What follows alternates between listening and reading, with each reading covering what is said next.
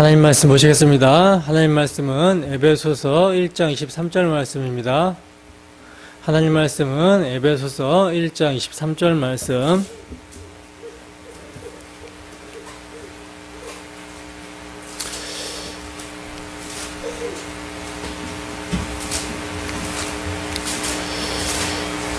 다 찾으셨으면 함께 한 목소리로 합독합니다. 시작. 교회는 그의 몸이니 만물 안에서 만물을 충만하게 하시는 이의 충만함이니라. 한 번 더 읽겠습니다. 시작. 교회는 그의 몸이니 만물 안에서 만물을 충만하게 하시는 이의 충만함이니라. 아멘. 에베소서 파노라마라는 제목으로 하나님 말씀 증거하도록 하겠습니다. 여러분, 에베소서는요 6장밖에 안 되는 짧은 책이지만 기독교의 정수, 기독교 교리의 핵심 보고라고 할 만큼 복음과 복음의 의미가 무엇인지를요 굉장히 심도 있고 깊이 있게 잘 설명해주고 있는 책이 에베소서입니다. 그리고 이 책의 저자는 여러분들이 너무나도 잘 알다시피 바울 사도죠. 바울 사도의 다른 서신에서 볼 수 있듯이 이 서신도요 인사말에서 바울 사도가 저자임을 밝히고 있어요. 그리고 바울 사도가요 에베소서를 언제 기록했냐면 AD 62년경에 기록했는데 사도가 이 에베소서를요 옥중에서 기록합니다. 로마 감옥에 투옥이 되었을 때 에베소서를 기록을 했어요. 그렇기 때문에 에베소서는요 빌립보서, 골로새서, 빌레몬서와 함께 옥중 서신으로 분류되어 있는 책이에요. 그리고 이제 수신자는 이제 1차적으로는 에베소 교회가 대상인데 에베소 교회는 어떤 교회냐면 사도 바울이 2차 전도여행 당시에 전도의 열매로서 에베소 지역에 세워진 교회고요. 그리고 바울 사도가 3차 여행 중에 에베소 교회를 3년 동안 복음을 가르치고 양육한 교회입니다. 그러니까 이 에베소 교회가 복음의 터 안에서 든든히 서가기를 그 누구보다도 사도는 기대했고 바랬고 기도해 왔다라는 거죠. 그래서 사도행전 20장에 보면요 바울 사도가 죽음을 각오하고 예루살렘에 올라가기 전에 밀레노에서 예루살렘의 감독들을 부릅니다. 그래서 그들에게 뭐라고 얘기하냐면 에베소 교회를 잘 보살펴달라는 부탁을 해요. 그들에게 사도는요 성령이 여러분들을 감독자로 삼고 하나님이 자기 피로 사신 교회를 보살피겠다라고 하면서 에베소 교회를 잘 부탁한다라고 이렇게 권하고 있어요. 그리고 이렇게 에베소 교회뿐만 아니라 또 수신자가 있어요. 또 수신자가 있는데 에베소서 1장 1절을 보시면 바울 사도는 에베소에 있는 성도들과 그리스도 예수 안에 있는 신실한 자들에게 편지한다라고 말씀을 하고 있죠. 그러니까 에베소서는요 수신자, 즉 기록 대상이요 에베소 교회 교인들만이 아니라 성도들만이 아니라 그리스도 예수 안에 있는 신실한 모든 성도들을 대상으로 하고 있어요. 이건 이제 사도가 보내는 편지가 에베소 교회를 거쳐서 다른 지역의 성도들에게도 회람이 되어 읽혔다라는 것을 말씀해주고 있는 것이죠. 그리고 오늘날에는 뭡니까? 오늘날에는 이 사도의 편지가 그리스도 안에 있는 신실한 성도들, 즉 우리가 에베소서의 수신자가 되는 거예요.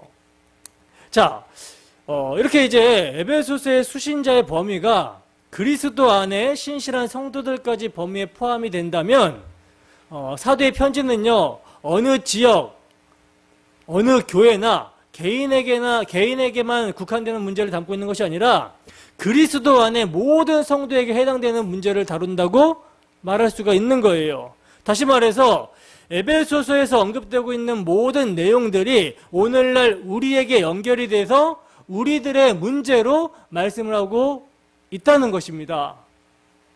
이것은요 사도 바울이 에베소 교회에 편지를 쓰는 이유에서도 드러나고 있는데 여러분 사도는요 자신이 지금 감옥에 갇혀 있는 상황에서 편지를 쓰고 있어요. 그만큼 에베소 교회를 신앙적으로 권고할 필요가 있었기 때문에 감옥에서조차 지금 편지를 쓰고 있는 거라는 거죠.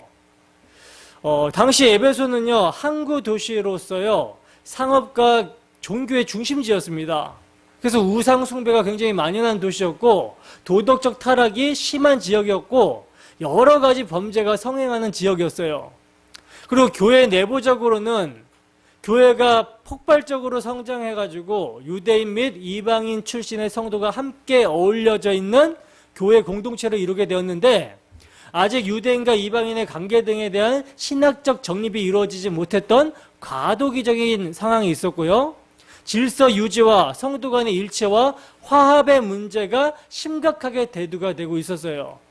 또 대외적으로는요, 당시 양대 이단이었던 유대주의적 율법주의와 도덕적으로 극히 부패한 영지주의 헬라 문화가 교회 안에 침투해 들어옴으로써 율법주의 교사들로 인해서는 복음의 자유를 빼앗기는 일이 생겼고, 그러니까 다시 종의 멍에를 매는 일이 생겼고요.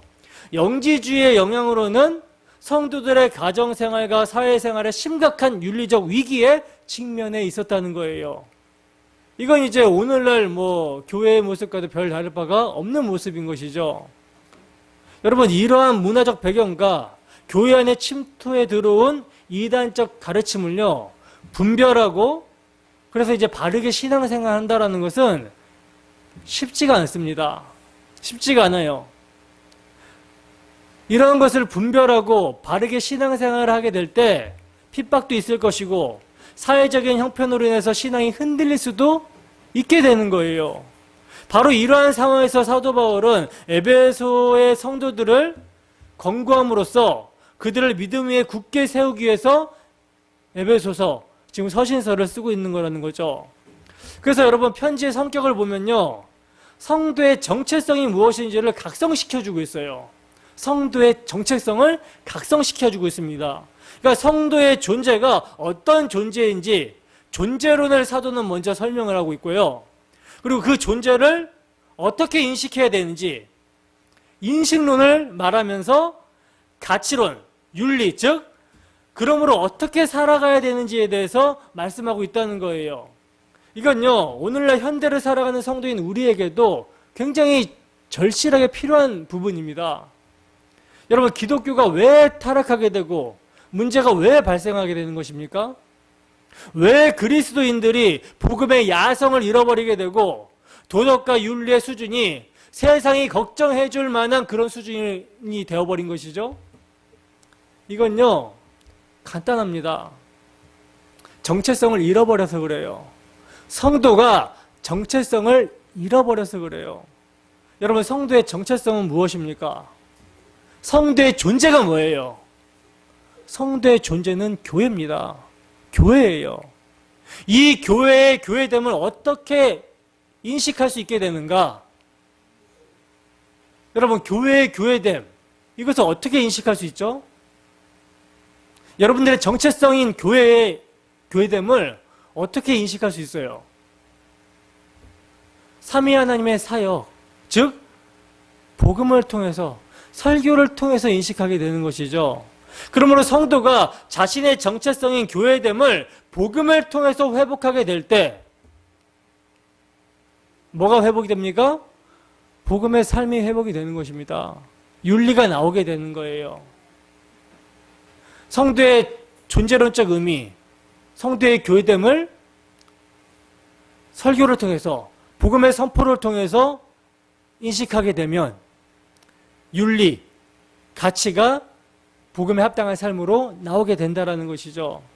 정확하게 여러분, 에베소서는요, 이 구조로 되어 있어요. 그래서 보시면 에베소서는 총 몇 장입니까? 그렇죠, 6장이죠.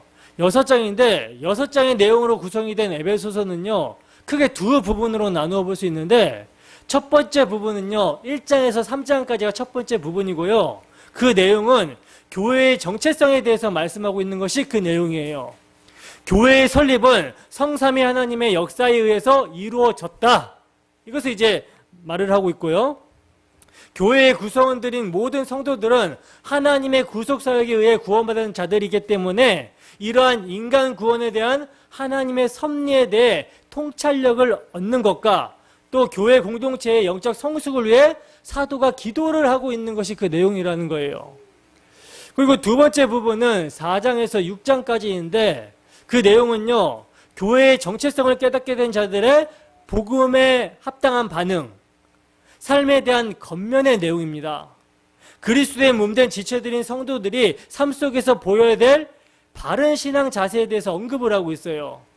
성도들 간의 일치와 연합, 성도 각 개인의 생활과 관련이 된 윤리, 이웃과 하나님과의 관계, 가정생활과 관련된 교훈들, 마귀와의 영적 전쟁에 임함에 있어서 전신갑주로 무장하고 성령 충만할 것, 뭐 등등 구체적으로 권면을 하고 있는 것이 그 내용이라는 거죠.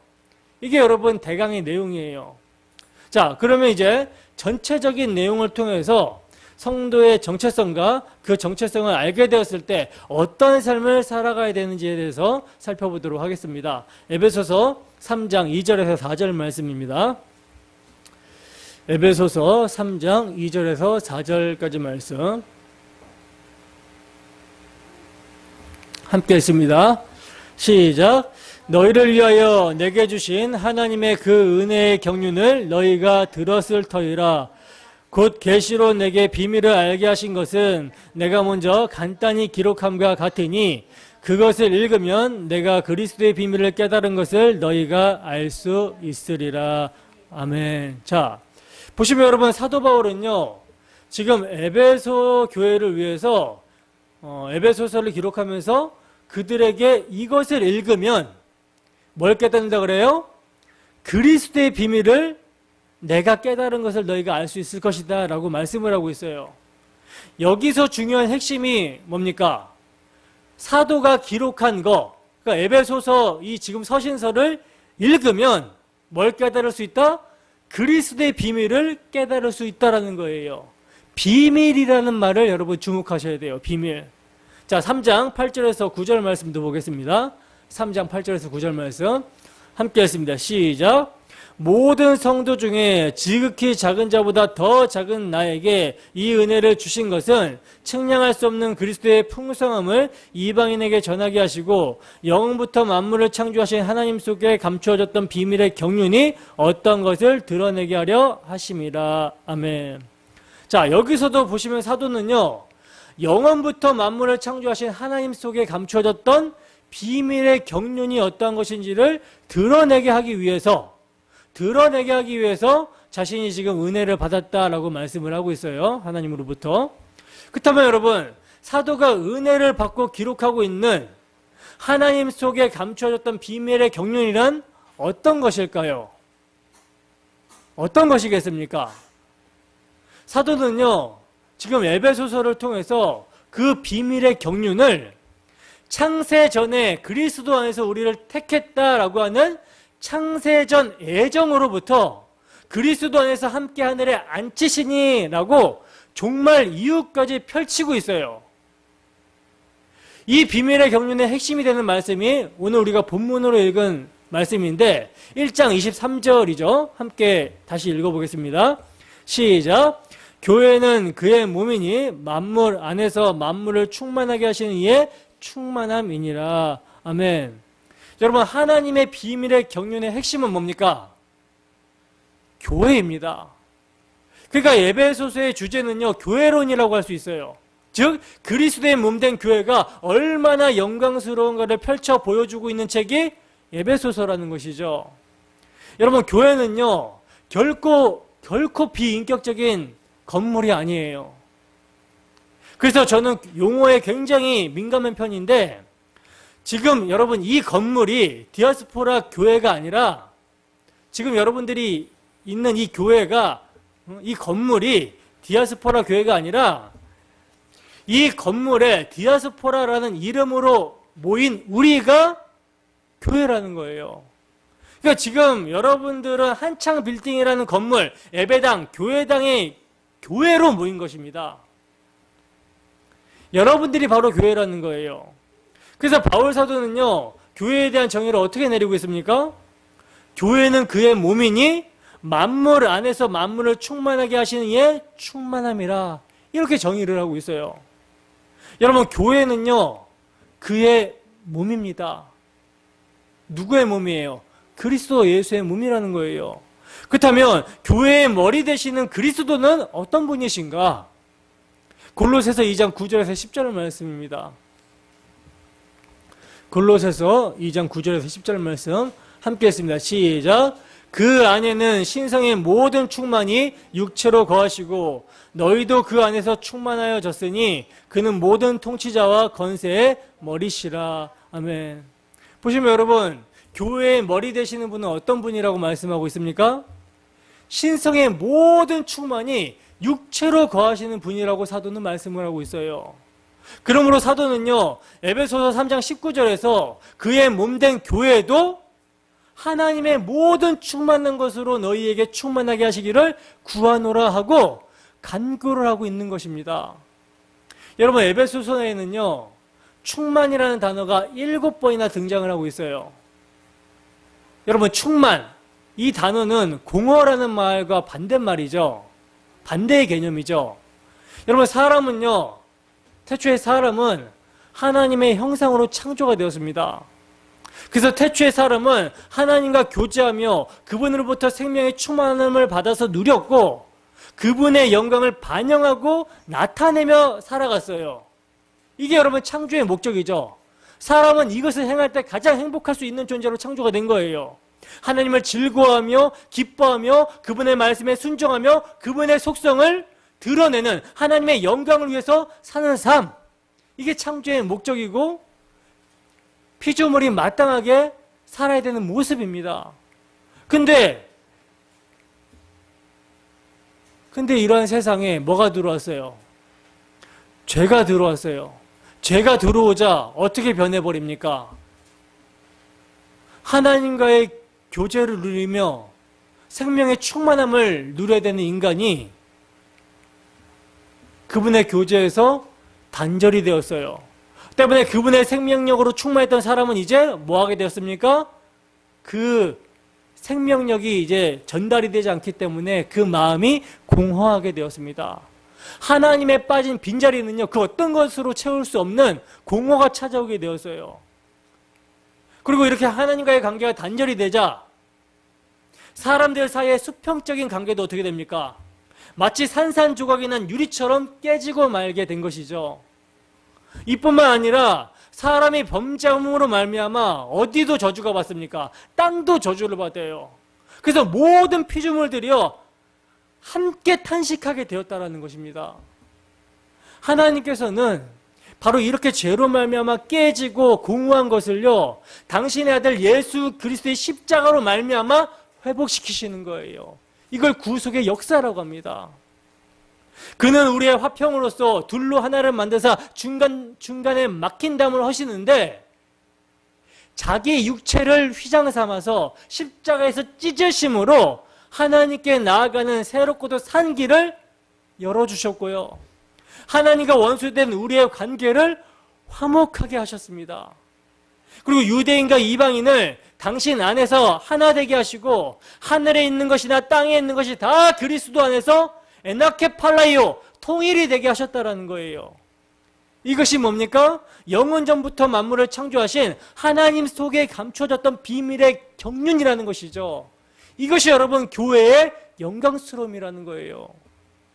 사도는요 에베소에 있는 성도들과 그리스도 예수 안에 있는 신실한 자들에게 지금 그들의 정체성, 그들의 교회됨의 영광스러움이 무엇인지를요 깨닫게 해주고 있는 것입니다.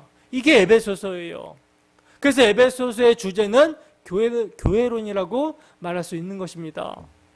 그래서 이제 에베소서 1장을 여러분 보시면 에베소서의 1장은요 교회를 세우기 위한 자료 선택, 즉 교회 건설의 준비라고 할 수 있는데 여러분 이 교회 건설을 위해서요 누가 함께 역사를 하고 있냐면 성부, 성자, 성령께서 다 관여하신다라는 것을 사도는 말씀을 하고 있어요. 성부, 성자, 성령이 교회 건설을 위해서 다 관여하고 있다는 사실을 사도는 말씀하고 있다는 것이죠. 그래서 우선 성부 하나님께서는요 어떤 간섭을 하고 계시냐? 성부 하나님은요 인간이 범죄할 것을 모르셨다가 야, 이 자식들이 그냥 사고를 쳤네 하면서 그 사고를 수습하기 위해 그제서야 구원 계획을 시작한 것이 아니라 이미 교회에 구성한 한 사람 한 사람을요, 언제? 창세 전에 택해 놓으셨다라는 거예요. 이것을 사도는 말씀하고 있습니다. 그리고 그렇게 성부께서 선택해 놓으신 자들을 성자 그리스도께서는요, 그의 피로 말미암아 속량하셨다라고 하는 거예요. 즉 값을 지불하시고 사셨다라는 것입니다. 죄를 용서해 주셨고 죄의 값에서 그들을 건지셨다는 거예요. 그리고 그렇게 값으로 사신 그들을 누가? 성령께서 인치심으로 말미암아 하나님의 소유됨을 나타내셨다라는 것이죠. 이게 여러분 어떤 복이라고 사도는 말씀하고 있냐면 이것이 바로 하늘의 신령한 복이다라고 말씀하고 있다라는 것입니다. 그래서 사도는 이 하늘의 신령한 복을 찬송하고 있는 거예요. 여러분 한 사람의 그리스도인이 되기 위해서요, 성부의 택하심과 성자의 구속하심과 성령의 인치심으로 말미암는 성삼위 하나님의 사역이 있다는 것입니다. 이것이 여러분 얼마나 놀라운 하나님의 경륜인지 아시겠습니까? 여러분 이 하늘의 신령한 복이 삼위 하나님으로 말미암아 우리에게 주어졌다라는 교회의 영광스러움을 우리가 진정 안다면, 정말 이것을 제대로 안다면 그 은혜로 말미암아 우리는 온 힘을 다하여 찬송해야 되는 거예요. 찬송할 수밖에 없는 것이죠. 그래서 설교자인 저는요 이 영광스러움을 목 놓아 외칠 수밖에 없는 거예요. 어떻게 외치지 않을 수 있습니까? 이 영광스러움, 이 교회의 영광스러움을요. 그리고 여러분들이 이 교회의 영광스러움을 알게 해달라고 간구하는 것이 제 일이라는 거죠. 기도할 수밖에 없습니다. 그래서 보시면 사도의 기도가 무엇입니까? 1장 16절에서 23절 말씀입니다. 함께 읽습니다. 시작. 내가 기도할 때에 기억하며 너희로 말미암아 감사하기를 그치지 아니하고 우리 주 예수 그리스도의 하나님 영광의 아버지께서 지혜와 계시의 영을 너희에게 주사 하나님을 알게 하시고 너희 마음의 눈을 밝히사 그의 부르심의 소망이 무엇이며 성도 안에서 그 기업의 영광의 풍성함이 무엇이며 그의 힘의 위력으로 역사심을 따라 믿는 우리에게 베푸신 능력의 지극히 크심이 어떠한 것을 너희로 알게 하시기를 구하노라. 그의 능력이 그리스도 안에서 역사하사 죽은 자들 가운데서 다시 살리시고 하늘에서 자기 오른편에 앉히사 모든 통치와 권세와 능력과 주권과 이 세상뿐 아니라 오는 세상에 일컫는 모든 이름 위에 뛰어나게 하시고 또 만물을 그의 발 아래에 복종하게 하시고 그를 만물 위에 교회의 머리로 삼으셨느니라. 교회는 그의 몸이니 만물 안에서 만물을 충만하게 하시는 이의 충만함이니라. 아멘. 보시면 여러분 사도 바울의 기도는요 어떤 기도입니까? 에베소 교회 성도들이요 지혜와 계시의 영이신 성령께서 그들에게 부어져서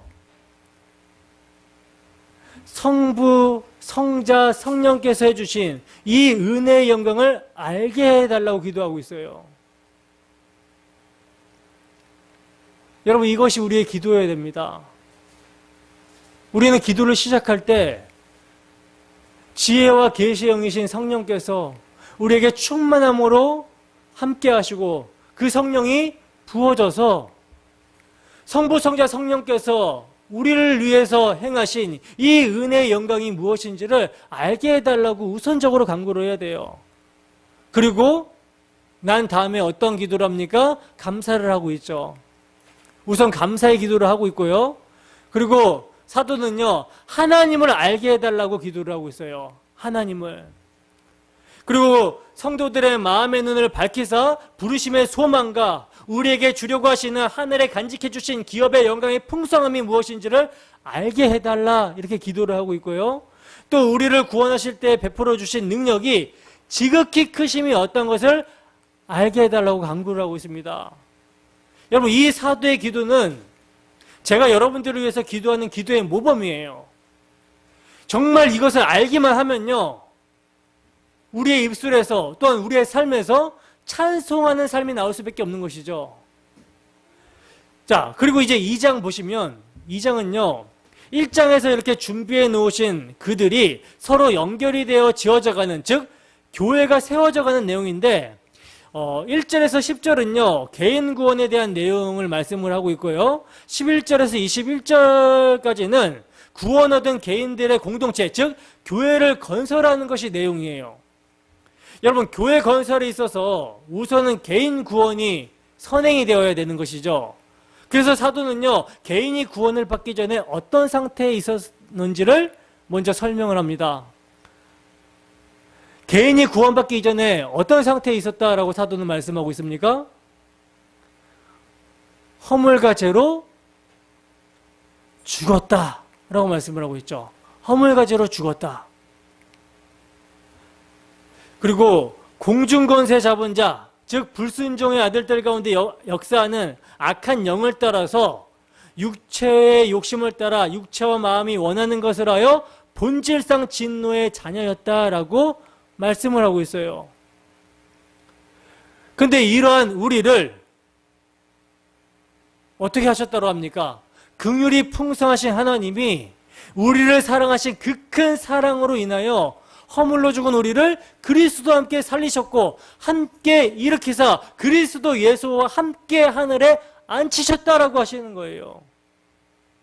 여러분, 교회 건설을 위해서 하나님께서 우리를 구원하여 주심은요, 긍휼이 풍성하신 하나님의 은혜입니다.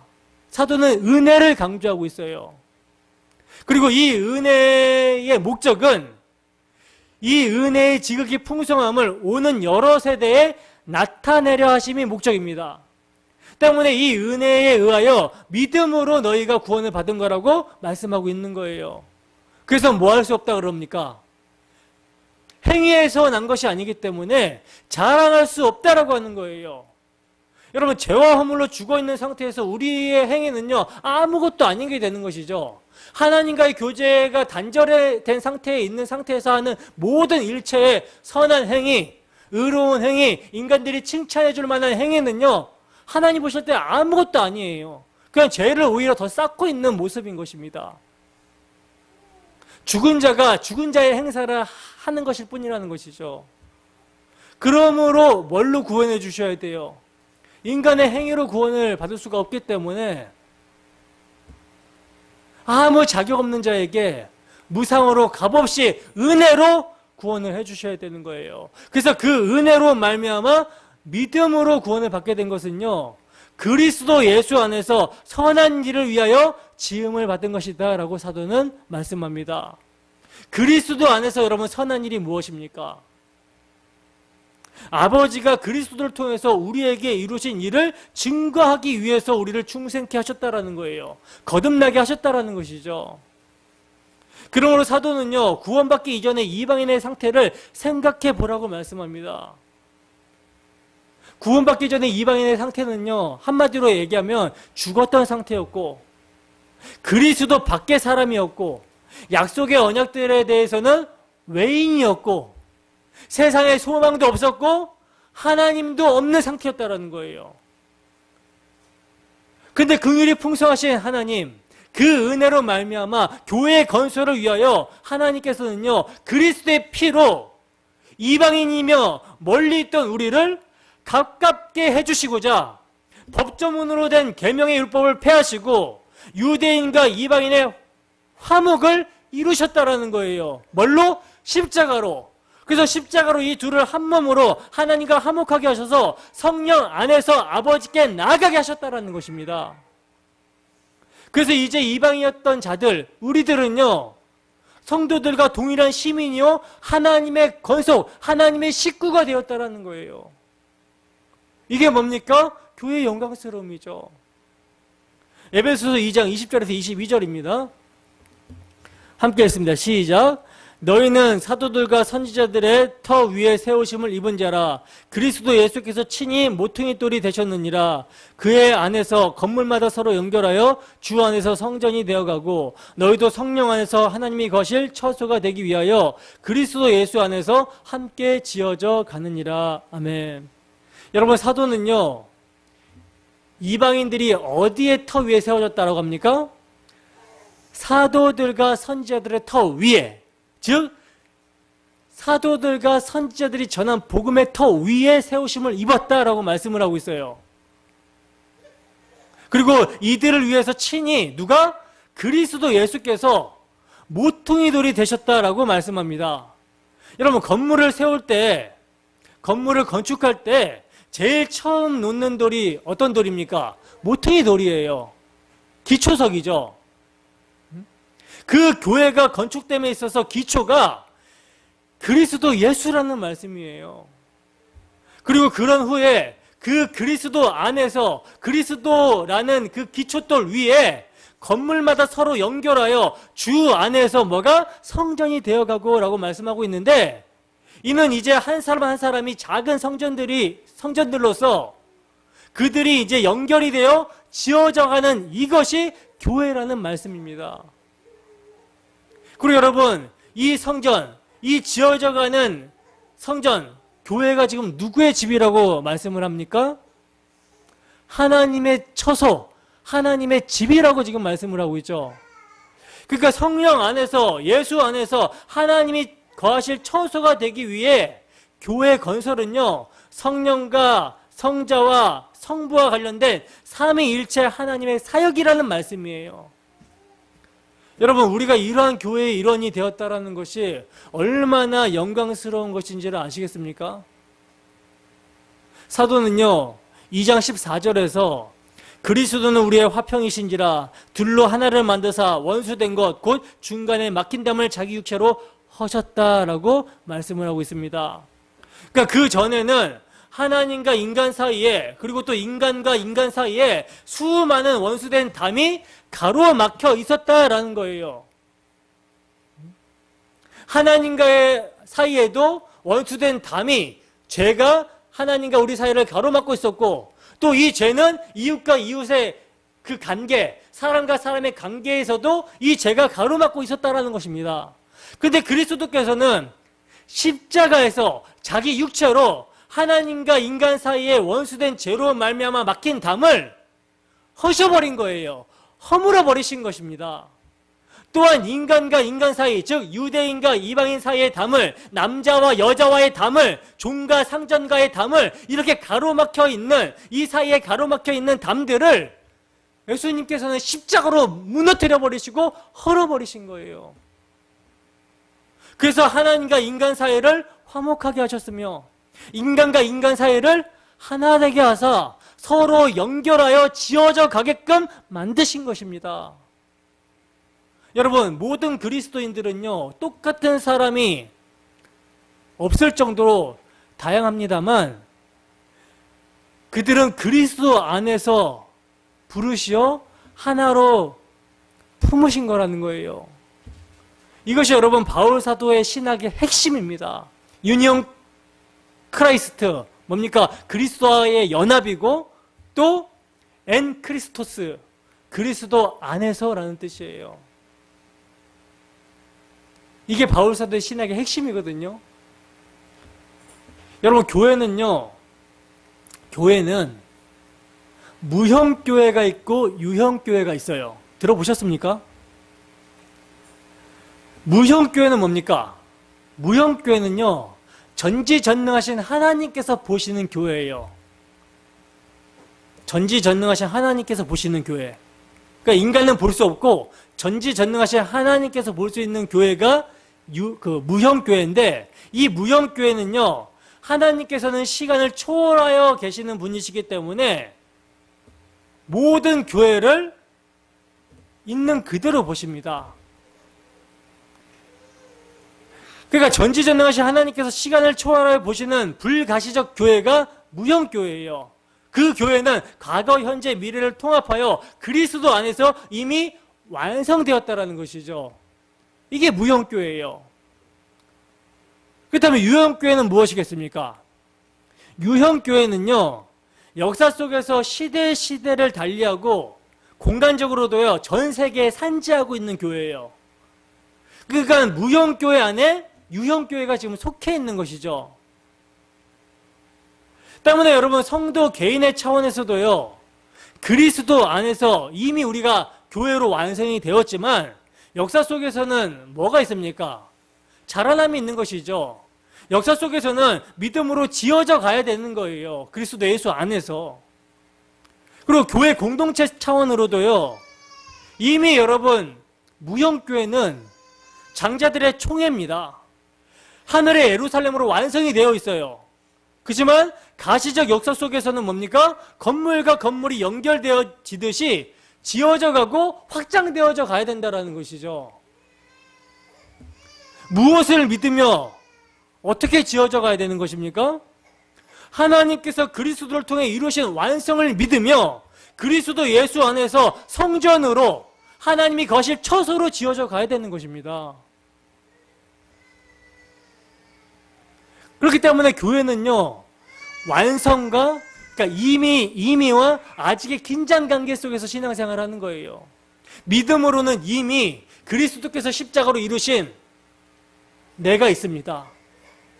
그리스도 안에 내가 있어요. 함께 죽고 함께 살아서 함께 하늘에 앉혀진 내가 있고 이미 영광스럽게 완성이 된 내가 있어요.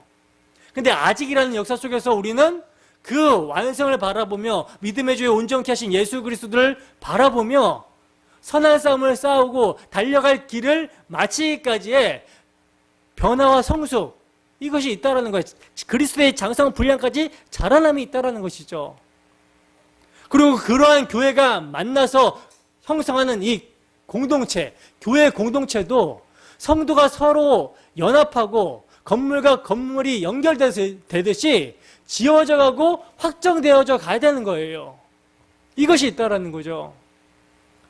그래서 여러분 3장에서는요, 사도가 교회를 위해서 기도하는 것이 나오고 있는데 이걸 보시면 마치 솔로몬이 성전을 완공하고 기도를 드림과 같은 모습이 나오고 있어요. 솔로몬이 성전을 완공하고 기도를 마치자 불이 하늘에서 내려와서 그 번제물을 사르고 제물들을 사르고 여호와의 영광이 그 성전에 가득했다라고 그러거든요. 마찬가지로 바울 사도의 기도는요, 하나님의 모든 충만하신 것으로 너희에게 충만하게 하시기를 구하노라 하고 끝을 맺고 있습니다. 어떤 메시지인지 아시겠습니까? 교회란 하나님의 모든 충만하심으로 충만하게 하신 그렇게 영광스러운 것이 교회라는 거예요. 여러분, 모세의 성막을 완성했을 때도요, 구름이 회막에 덮이고 여호와의 영광이 성막에 충만했다라고 말씀하고 있어요. 그래서 모세가 들어가지 못할 정도로 그 성막에 여호와의 영광이 충만했다라고 말씀합니다. 이것은 여러분 무엇에 대한 예표입니까? 성막이나 성전이나 동일하게 말씀이 육신이 되어 우리 가운데 거하심에 우리가 그 영광을 보니 아버지의 독생자의 영광이요 은혜와 진리가 충만하더라 하신 그리스도의 예표이며 그리스도의 모형입니다. 그래서 골로새서 2장에서는요, 그리스도 안에는 신성의 모든 충만이 육체로 거하셨다라고 말씀하고 있는 거예요.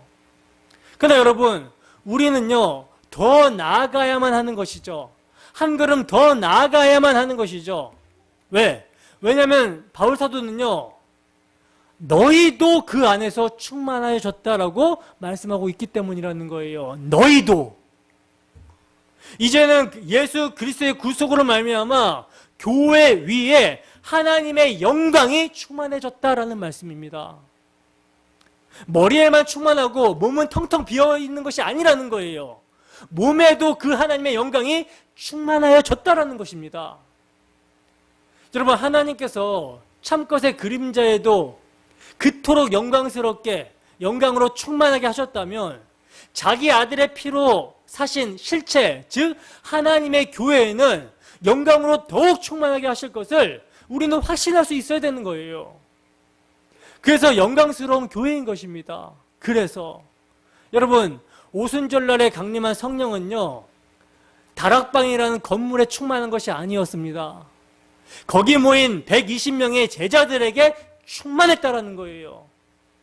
근데 여러분, 그 성령이 오순절에 120명의 제자들에게 임한, 그래서 충만하게 했던 그 성령이 오늘날 우리에게 동일하게도 있다라는 거 아십니까? 동일하게도 있다라는 거예요. 여러분, 교회의 영광스러움을 아시겠습니까? 알고만 있으면 안 된다는 거예요. 믿는다고만 말해서는 안 된다라는 것입니다. 이것을 여러분 누려야 돼요. 이 하나님의 영광의 충만함을 누려야 되는 것입니다. 여러분, 말씀과 함께 성령께서 역사하신다라는 것을 믿으십니까? 교회의 모임 가운데 성령께서 역사하신다라는 사실을 믿으십니까? 지금 우리가 건물과 건물이 연결이 되듯 성전으로 지어져가고 있다는 사실을 믿으십니까? 여러분, 지금 회중이 모여서 예배하는 이 시간, 그 영광 중에 들어와 있음을 깊이 묵상해 보셔야 되는 거예요. 현실에 지금 보이는, 우리 눈에 보이는 우리의 모습이 어떠하든지 하나님의 신실하신 약속의 말씀에 근거하여 이것을 우리는 확신해야 되는 것입니다. 여러분들은 그리스도께서 피로 값주고 사신 영광스러운 주님의 몸된 교회의 일원이에요. 이 정체성을 잊어버리면 안 된다는 거죠. 이 정체성을 잊지 않을 때 교회의 영광스러움은 세상 가운데 드러나게 됩니다. 자, 이렇게 여러분, 사도는요, 교회의 정체성을 확인시켜주기 위해서 교리만을 증거하는 데 멈추지 아니하고 4장 이하에서 이 교회의 영광스러움이 어떻게 해야 되는지 구체적으로 적용을 시켜주고 있는데, 하나님께서 행해 주신 영광스러운 복음에 반응하는 삶이 있어야 된다라고 말씀하고 있다는 거예요. 그러니까 복음이 실제가 되어야 되고, 복음이 구원을 주시는 하나님의 능력으로 우리의 삶의 증거가 되어야 된다는 것입니다. 그래서 사도는요, 4장 1절에서 뭐라고 말씀하고 있습니까? 4장 1절 보세요. 그러므로 너희가 부르심을 받은 일에 합당하게 행하라 하고 말씀을 하고 있어요. 그죠? 근데 여러분, 우리가 여기서 이제 주의해야 될 점이 뭐냐면, 에베소서는 1장 1절부터 3장까지는 교리이고 4장부터 6장까지는 실천 윤리다. 이렇게 두 부분을 딱 잘라서 나눠 놓아서는 안 된다라는 것입니다. 왜냐하면 여러분, 복음과 삶은요, 분리되는 영역이 아니기 때문에 그래요.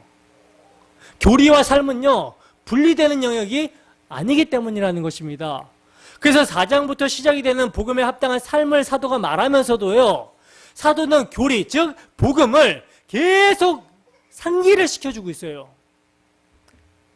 여러분, 복음이 상기되지 않으면요, 하나님의 은혜와 사랑이 성도의 심령 가운데 각인이 되지 않으면 복음에 합당한 삶이 나올 수가 없습니다. 그래서 항상 사도는 말할 때 복음을 상기시키면서 권면을 하고 있다는 것이죠. 여러분, 복음에 근거하지 않는 삶은요, 불교와 유교 모든 종교에서 권장하는 바입니다. 그러나 그리스도인의 행하는 목적은요, 그들과는 전혀 달라야 된다는 거예요. 목적이 다르다는 것입니다. 목적이. 결과만 같으면 되는 것이 아니라는 거예요. 타 종교인들이, 불신자들이 낙태를 반대하고 동성애를 반대하고 가정의 질서를 강조하고 이웃사랑을 권장한다라고 해도요, 이건요, 그리스도인의 행하는 바와 다르다라는 거예요. 그리스도인의 행하는 목적은 전혀 다르다라는 것입니다. 왜 행하는지, 누구를 위하여, 무엇 때문에 어떻게 행해야 하는지, 어떤 능력으로 하는지 전혀 다르다라는 것이죠. 때문에 여러분, 십자가의 도, 복음의 말씀과 성령의 역사가 아닌 행함, 복음의 말씀과 성령의 역사가 아닌 행함은요, 이건 그리스도의 행함이 될 수가 없어요. 이건 그리스도의 행함이라고 말할 수가 없습니다. 복음의 말씀, 성령의 역사, 이것이 주관하면서 우리를 이끌면서 나오게 되는 행함이 아닌 행함은 인간의 행함과 인간의 열심이 되는 거예요. 이것은 하나님께서 받지 않는 행함과 받지 않는 열심입니다. 이 점을 우리는 항상 명심해야 된다는 것이죠. 자, 그렇다면 사도는 부르심을 받은 일에 합당하게 행하는 일을 어떻게 하라고 말씀하고 있는가? 4장 2절을 보시면 모든 겸손과 온유로 하고 오래 참음으로 사랑 가운데서 서로 용납하라고 이렇게 말씀합니다. 여러분, 이게 이제 복음에 합당하는 삶의 특징인 것이죠. 자신이 죄인이며 정말 자신이 죄인 중에 대장이며 그리스도의 십자가 대속의 은혜와 하나님의 한량없는 사랑으로 구원을 받았다라는 사실을 아는 자들은요, 결코 나보다 남을 낮게 여길 수 없어요. 남을 나보다 낮게 여깁니다. 그리스도께서 나를 오래 참아주셨기 때문에 이것을 아는 사람은 오래 참아줄 수 있는 거예요. 근데 이것을 기억 못하고 망각해버리면 못 참죠. 바로 지적질이 나와야 되는 것이죠. 때문에 그리스도의 용서를 아는 자들이 용서하게 되는 거예요. 그래서 사도는 뭐라고 합니까? 사랑 가운데서 행하라. 사랑 가운데서 행하라고 사랑을 강조합니다. 그리스도의 대속의 은혜와 사랑을 채우라고 경험한 자들에게서 나오게 되는 것이 그리스도의 행함이라는 거예요. 그리스도인의 겉면은 이런 겉면이 되어야 된다는 것이죠. 그리고 평안에 매는 줄로 성령이 하나 되게 하신 것을 힘써 지켜라 이렇게 말씀을 하고 있는데, 여러분, 평안에 매는 줄은요, 앞에 문맥에서 말씀하고 있는 사랑 가운데 서로 용납하게 된 결과가 평안입니다.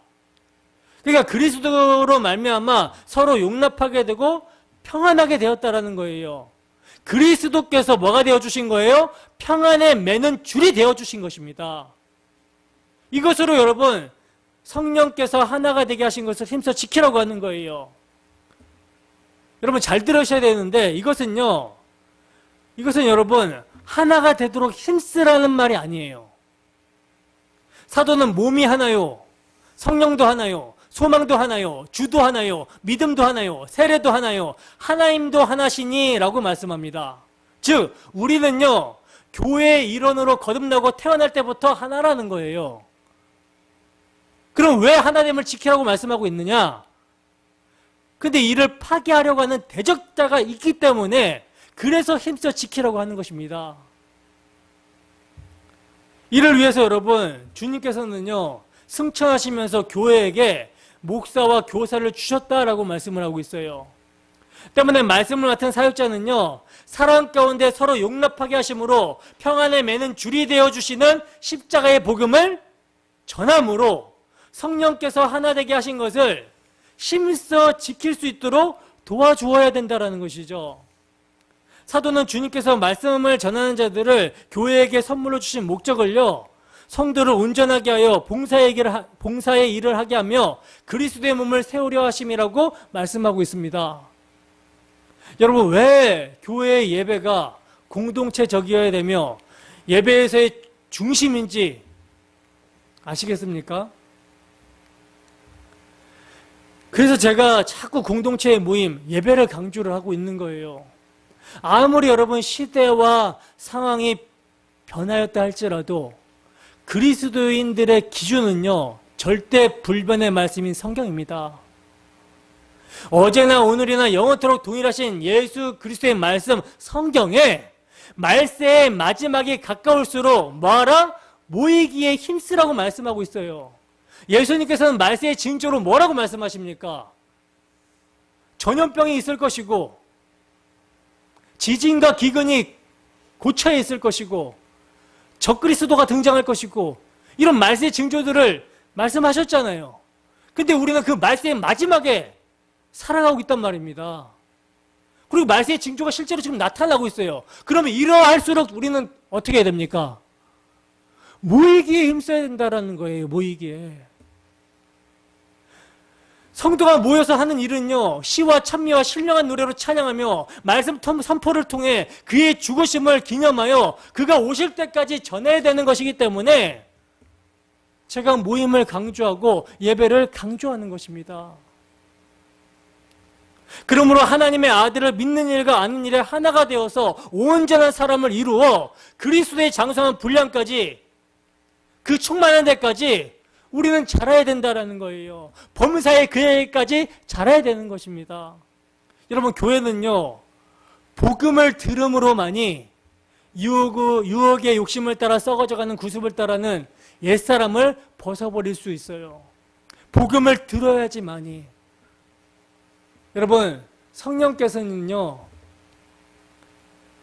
복음의 말씀과 함께 일하십니다. 말씀이 없는 곳에는 성령께서 일하지 않아요. 이건 질서예요. 삼위 하나님의 질서입니다. 그래서 항상 복음의 말씀이 있는 곳에 뭐가 있다? 성령의 역사가 있다라는 것이죠. 때문에 복음을 들음으로 뭐가 생긴다? 성령의 역사로 믿음이 생기는 것이고, 그 믿음이 견고해지는 것입니다. 그리고 그 믿음으로 유혹의 욕심을 따라 썩어져가는 구습을 따르는 옛사람을 벗어버릴 수 있는 거예요. 옛사람은 예수 그리스도와 함께 정과 육, 이 옛사람은 십자가에 못 박혔다 여길 수 있다는 것이죠. 그리고 심령에 새롭게 되어 하나님을 따라 의와 진리의 거룩함으로 지으심을 받은 새 사람을 입을 수 있는 것입니다. 어떠할 때? 복음을 들을 때. 근데 여러분, 이 복음을 망각하게 되면 어떻게 됩니까? 교회를 파괴하려고 하는 마귀가 틈을 타게 되는 것이죠. 마귀는 여러분, 성도의 자라남을 방해합니다. 믿음이 견고해지는 것을 방해해요. 그래서 늘 모이는 자리를 폐할 수 있도록, 말씀을 못 듣게끔 그렇게 역사한다라는 것이죠. 여러분, 마귀가 어떻게 역사하는지를 우리는 분별을 할 수 있어야 되는 거예요. 그래서 여러분, 복음을 망각하게 되면요, 교회를 파괴하려고 하는 마귀가 틈을 타게 되는 것이고, 누가 근심하게 된다? 성령이 근심하게 됩니다. 그래서 우리는 복음을 들어야 되는 것이며, 그리스도 안에서 우리를 불쌍히 여기고 용서하신 것을 기억하고 여기에 반응하는 삶을 살라고 사도는 권면하고 있는 거라는 거죠. 이것이 뭡니까? 성령의 하나 되게 하신 것을 힘써 지키는 방법입니다. 자, 이렇게 이제 4장이 복음에 반응하는 삶으로서 성령께서 하나 되게 하신 것을 힘써 지키라는 말씀이었다면요, 5장의 주제는 교회의 순결을 지키라는 말씀이에요. 교회의 순결을 지키는 말씀. 사도는 교회의 순결을 지키기 위해서 사랑으로 행하라고 말씀을 하고 있고요, 빛의 자녀로 행하라고 말씀을 하고 있고, 지혜 있는 자와 같이 행하라 이렇게 권면을 하고 있습니다. 그리고 이것을 한마디로 요약하면 너희는 하나님을 본받는 자가 되라는 거예요. 여러분, 타락한 인간이 감히 하나님을 본받는다라고 하는 것은요, 너무나 높고 너무나 거룩하여 미치지 못할 것으로 여겨지죠. 그렇지 않습니까? 그러나 그렇지 않다는 거예요. 왜냐하면 그리스도의 대속의 은혜로 말미암아 뭐가 임했어요? 성령이 우리에게 임했고, 교회인 우리에게 임했고, 우리에게는 이제 뭐가 생겼습니까? 새로운 본성이 주어졌기 때문이라는 것이죠. 때문에 우리의 새로운 본성은 하나님의 형상으로 그 회복을 갈망하는 것이 특징입니다. 갈망하는 것이 특징이에요.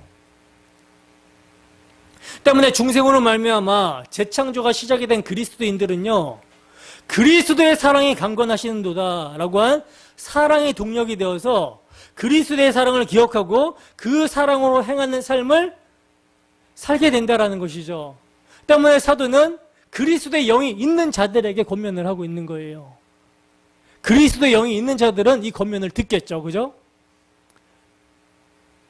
그분이 우리를 위해서 자신을 버리사 향기로운 제물과 희생제물로 하나님께 드려지셨기 때문에 뭐하지 말라? 음행과 온갖 더러운 것과 탐욕은 그 이름조차도 부르지 말아야 된다는 것입니다. 음행, 온갖 더러운 것, 탐욕. 여러분 잘 들으세요. 잘 들으세요, 여러분. 지금요, 저는 자기 중심적인 타락한 본성이 내어놓는 선한 행위를 이야기하고 있는 것이 아니에요. 하나님께서 당신의 아들을 통해 행하신 구속의 은혜를 믿는 자들이 그 사랑에 반응해서 나오게 되는 행위, 선함, 열매, 삶을 지금 말씀드리고 있는 것입니다. 그리고 여러분, 교회의 순교를 지키는 두 번째 요점은 빛의 자녀들처럼 행하라, 이렇게 사도는 말씀하고 있는데, 여러분, 사랑과 빛은 뭡니까? 하나님의 중요한 두 속성이죠. 빛의 자녀같이 행하라 하면요, 성도는 늘 빛이신 그리스도께로 나아가야 된다라는 말이에요. 이게 빛의 자녀답게 행하는 것입니다. 왜냐하면 그 빛에 의해서 뭐가 드러납니까? 우리의 어두움이 드러나요. 그 빛에 의해서 우리의 어둠이 그리고 드러나게 되면요, 빛으로 드러나는 것마다 뭐가 된다? 빛이 되는 것입니다. 성도는 회개의 열매를 맺게 된다는 것이죠. 근데 빛이 비추고 있는데, 복음의 말씀이 선포가 되고 있고 빛이 비추어주고 있는데, 그래서 어둠의 일을 책망하고 있는데 자신의 어둠의 일을 깨닫지 못한다면, 그래서 빛의 열매를 내놓지 못하고 있다면, 이것은 지금 어떤 상태라는 것입니까? 5장의 말씀에 근거하면 어떤 상태라는 거예요? 잠자는 상태라는 거예요. 그래서 사도는요, 잠자는 자여 깨어서 죽은 자들 가운데서 일어나라 하고 독려하고 있는 것입니다. 그리고 교회의 순교를 지키라고 하는 사도의 세 번째 요점은요, 지혜 있는 자같이 하라, 이렇게 사도는 권면하고 있어요. 지혜 있는 자같이 하라. 여러분, 어떤 것이 지혜 있는 자같이 하는 것입니까? 때가 악하기 때문에 세월을 아끼는 것이 지혜 있는 자예요. 그리고 주의 뜻이 무엇인가를 이해하며 성령 충만함을 받아서 그리스도를 경외함으로 피차 복종하는 것이 지혜 있는 자같이 하는 것이라고 사도는 말씀합니다. 여러분, 여기에서 핵심이 무엇입니까? 성령의 충만함이죠. 성령의 충만함. 여러분, 성령의 충만함이 무엇인지 아시겠습니까? 여러분, 충만이라는 것은 장악되다라는 의미거든요. 장악되다. 여러분, 성령께서는 누구의 영입니까? 그리스도의 영입니다. 우리를 모든 진리 가운데로 인도하시는 영이고요, 예수 그리스도의 것으로 우리를 가르치시고 그리스도의 것과 그리스도의 영광으로 우리를 인도하시고 가르치시는 분이 성령이에요. 결코 성령의 사역은 여기서 벗어나는 법이 없습니다. 때문에 여러분, 성령이 충만하다, 성령의 충만함을 받으라라는 말은요, 그리스도의 통치에 충만하라는 거예요. 그리스도의 통치에 장악되어야 된다라는 말씀입니다. 여러분, 그리스도께서 우리를 어떻게 통치하십니까? 당신이 죄인 중에 계신 우리를 위해서 어떠한 희생을 치르고 또 어떠한 값을 치르고 우리를 당신의 피로 사셨는가, 이것을 깨닫게 함으로, 그분의 사랑을 강건함으로 우리를 통치하시죠. 여기에 여러분, 우리가 장악되어야 된다는 거예요. 그리스도의 복음에 장악될 때 우리는 깨어 있을 수 있고 세월을 아낄 수 있고 빛의 자녀처럼 살 수 있고, 또 어떻게 살 수 있습니까? 사랑 가운데 행할 수 있죠. 빛의 열매를 맺을 수 있죠. 사도는요, 이 성령 충만함을 근거로 해서 이제 우리의 삶에 대해서 실질적인 권면을 하고 있습니다. 그 첫 번째 권면이 아내들이여 자기 남편에게 복종하기를 주께 하듯이 하라, 이렇게 권면을 하고 있습니다. 남편들에게는 아내 사랑하기를 그리스도께서 교회를 사랑하시고 위하여 자신을 주심같이 하라고 사도는 권면을 하고 있는데, 부부 관계로 사도는요, 그리스도와 교회에 대한 비밀을 말씀을 하고 있어요.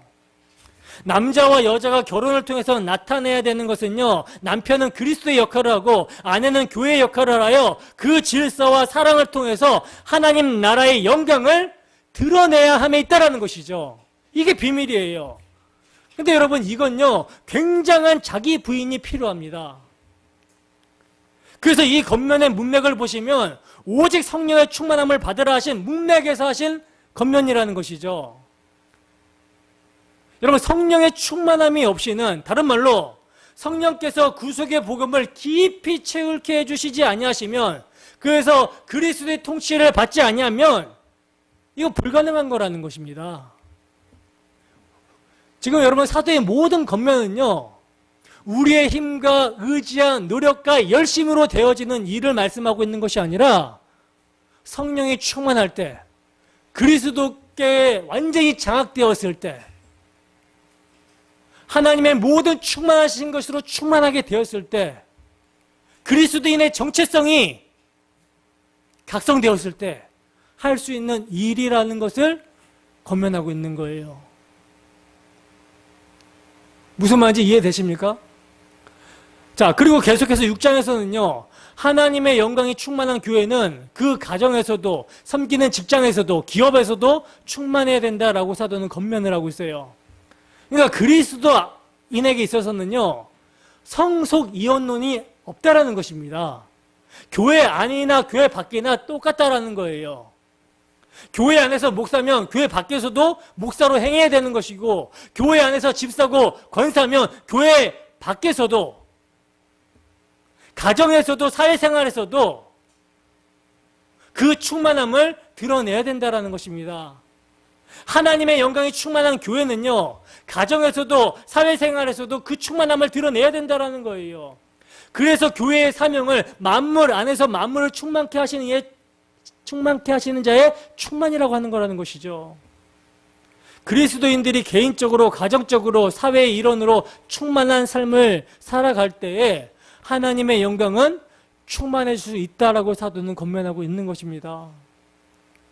그래서 사도는요 부모와 자녀 관계를 다룸에 있어서도요 하늘에 계신 아버지와 자녀된 우리의 관계를 의중에 두고 권면을 하고 있고요, 종과 상전과의 관계, 오늘날로 말하면 직장, 기업, 사회적 문제를 권함에 있어서도요 육체의 상전을 통하여, 그러니까 우리의 위의 사람을 통하여, 질서를 통하여 하늘의 상전이 계심을 잊지 말라고 하시는 거예요. 그러므로 사도가 지금 지켜야 될 것을 다루고 있는 원리, 겉면의 원리란 이 땅에 하나님의 나라가 임하게 하옵소서 하는 차원에서 인식이 되어져야 되고 지켜야 된다는 것이죠. 그렇기 때문에 주님과의 관계가 성숙해지면 성숙해질수록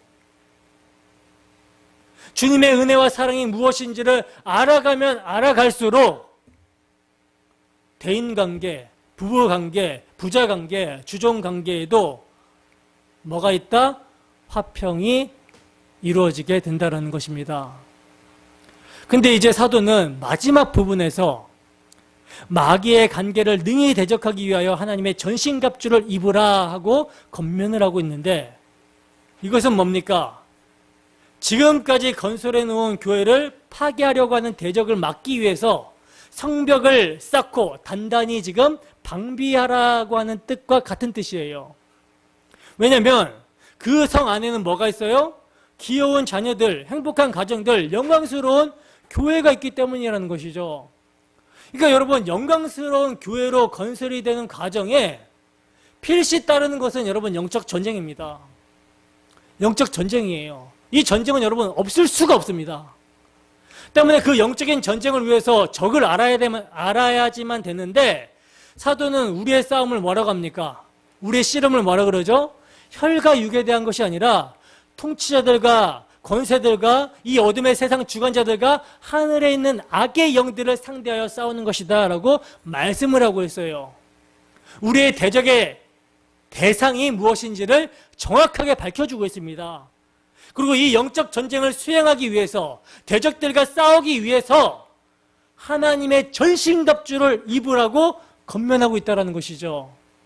여러분, 하나님의 전신갑주가 무엇입니까? 우리 시연이의 은우, 하나님의 전신갑주가 무엇이죠?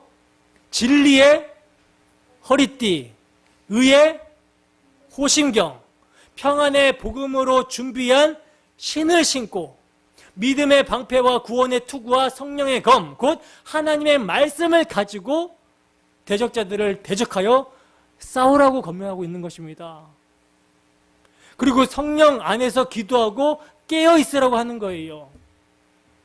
여러분, 교회를 향하신 하나님의 비밀의 경륜은요, 과거, 현재, 미래에 걸쳐 있습니다. 교회를 세우시기 위해 하나님께서는요, 당신의 아들을 십자가에 내어주셨으며 그 아들의 십자가로 창세전에 아들 안에서 택하신 자들을 모두 구원하셨어요. 그리고 그 구원하신 그들을 역사 속에서 부르시기 위해서 약속하신 성령을 보내주셨습니다. 그리고 그 부르신 자들을 교회로 지어져 가게 하시고 있는 거예요. 여러분, 시작하신 이가 누구십니까? 시작하신 이가 삼위 하나님이시기 때문에 하나님께서는 반드시 교회를 당신 앞에서 영광스럽게 세우사 티나 주름 잡힌 것이 없고 거룩하고 흠이 없게 하실 것입니다. 이를 믿으십니까? 들은 바 말씀을 통해 여러분 교회의 정체성을 깨달으셨습니까? 그렇다면 이제 교회의 영광이 되시고 머리가 되시는 그리스도께 순종하여 복음에 합당한 삶을 살아내시기를 소원합니다. 여러분, 이것은요, 우리의 힘으로 살 수가 없어요. 우리의 힘으로 살 수 있기 때문에 하는 권면이 아닙니다. 그렇기 때문에 제가 늘 강조하지만 성령을 의지해서 기도해야 된다라는 거예요. 성령 안에서, 그리스도 안에서 기도해야 된다라는 거예요. 여러분, 중생한 자들에게는요, 중생한 자들, 거듭난 자들에게는요, 새로운 생명이 주어졌고 새로운 신분이 주어졌습니다. 어떤 신분이 주어졌습니까? 죄와 허물로 죽은 상태에서 이제 살아났기 때문에 어떤 신분이 주어졌죠? 하나님의 자녀가 되는 권세를 주셨어요. 성경은 우리를요, 왕, 선지자, 제사장 이 삼직을 가진 존재라고 이야기를 하고 있습니다.